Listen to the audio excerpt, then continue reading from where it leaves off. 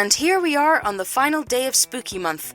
We've made it all the way to the 31st day. And what better way to round up the month than with an award? And for this one, I'm finishing off with my favourite of the Halloween critters, the werewolf. Funny, we started with a werewolf, we end with a werewolf. This one seems to have found his way into the middle of a rather prestigious dog show where he flattened the competition and is now taking home first place. The dogs around him look on in utter bewilderment at the large, strangely shaped dog in their midst. Judging by the collar he's wearing, I'd say this was planned. A ploy to win the show and take home the cash prize in order to catch up on his late rent payments. Though we don't see his human companion who filled in the role of the trainer here. But our boy is overjoyed as he sits atop the podium, lording it over the other competitors, a Dachshund and a Chihuahua.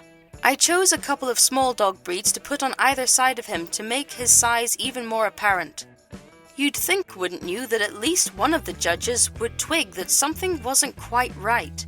You've only got to look at his size or his front paws to see that this is no ordinary dog. You have to wonder, what did all the different trials look like with this werewolf trying to keep up the act throughout? The werewolves of the older myths, which I mentioned in the first video of this series, would have had a much easier time, with them lacking the bipedal gait of later myths, resembling instead giant wolves. Just put down the breed as wolf dog and you're ready to go. Thinking about the dog trials though makes me nostalgic for Nintendogs. I played that game a lot growing up. I still remember the frustration at the microphone not properly picking up your commands, always at the most crucial moment in the competition.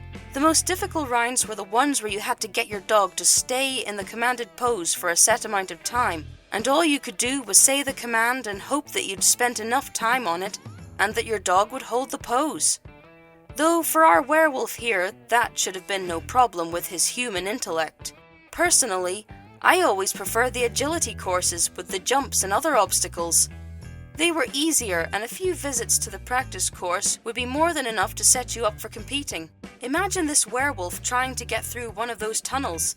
That might be a bit of a tight squeeze. Anyway, with that bit of nostalgia, looks like we're done. Happy Halloween everyone, and thank you for every like, sub and comment which has made this all a lot of fun. I have a Discord for folks to chat and share their art, and I have a Ko-Fi if you'd like to support what I do. And if you're looking for more art, the YouTube algorithm thinks you might like this video. Check it out and see what you think. Catch you in the next one!